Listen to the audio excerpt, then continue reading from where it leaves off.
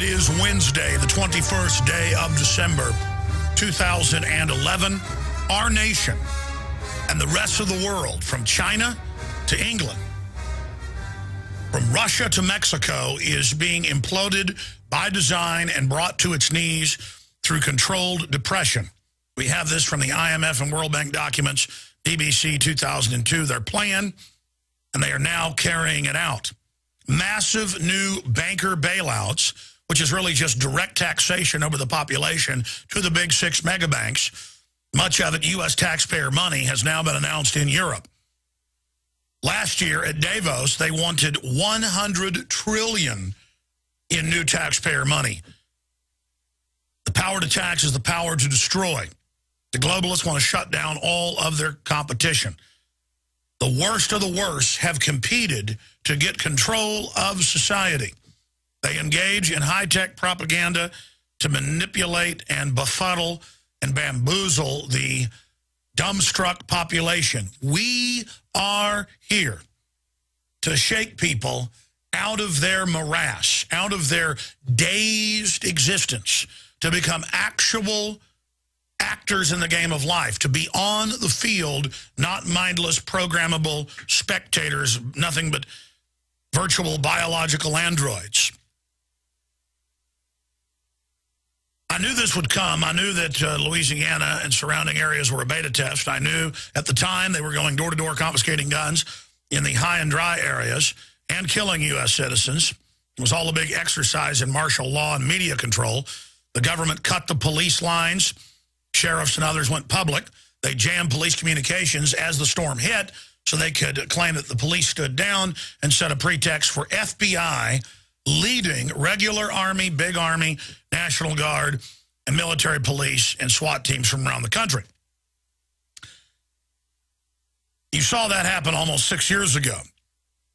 Now, as the welfare state implodes, as the crime accelerates in Chicago, in fact, I'm going to have Paul Watson and Nemo add this right now, in Chicago and in New Orleans, but the new article is on Louisiana and New Orleans. Remember Blagojevich, just a month or so before he got indicted.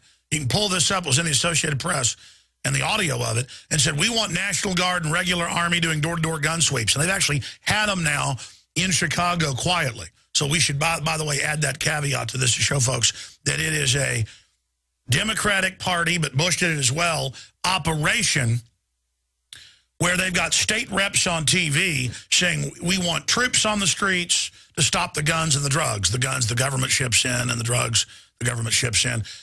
Here are the articles by Paul Joseph Watson and Alex Jones. Louisiana state officials calls for troops on the streets. National Guard engaged in door-to-door gun confiscation during Hurricane Katrina. That was a beta test. And here is Kurt Nemo's excellent article, top story at Infowars.com as well. Martial law attempt in Louisiana echoes Ron Paul's warning. Do I need to tell you to get these articles and get them out on Facebook, Twitter?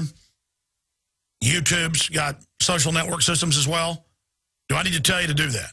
This is an absolute red alert because in Iowa, in Indiana, in California, in Florida, in Michigan, in Illinois, in Boston, in Dallas, Texas, different cities, statewide, you name it, they're having knock and talk where they come now with the Army, with the police. This is in the news. We'd like to talk about your firearms today, ma'am. Mind if we come in? And then they basically force their way in. In Boston, they admit they just forced their way in. No warrants. And they are really getting the police drilled and ready to commit these crimes under peer pressure. And so it's on. I've got the audio and the video from CNN coming up on the other side of this break where they're like, absolutely, let's put troops on the streets and let's get those guns.